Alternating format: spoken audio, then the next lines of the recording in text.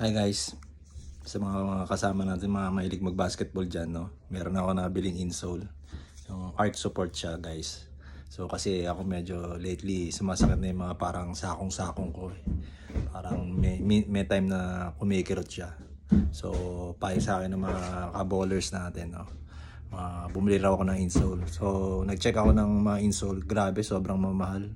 Pero buti na lang meron na palang nabibiling mga mura lang pero quality naman daw. So nagtry ako bumili sa TikTok. So may nakita ako, recommended siya, 99 pesos lang or 96 pesos. Basta less than 100 pesos lang siya guys. So ito yun, no. Yan siya guys, nabili ko. So dumating na siya. Excited ako buksan ko na. So tingnan natin guys, samahan niyo ako guys kung paano isalpak to sa sapatos.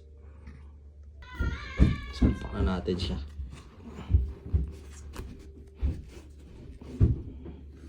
Medyo malaki siya guys. So gupitin natin. Nga pala guys, may mga sizing na dito guys, oh. So may reference na tayo kung saan tayo gugupit. So ako mabawas muna ako dito hanggang 44 lang muna guys. Yan, binili ko kasi yung 41 to 45. Yan yung binili kong size. So itong 44, palagay ko 44 lang ako eh. So sige, testing natin guys. Gupitin muna natin. Bukas muna natin guys, ha.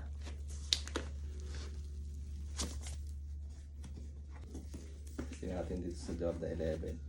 Ito pinalalaro ko rin to eh. Pero okay naman siya panlaro eh. Sabi nila matigas daw. Pero okay naman. Ayun, kasya na. Ito. Ayun, kasya naman. So, I think guys, kailangan natin tanggalin yung mga stock na na insole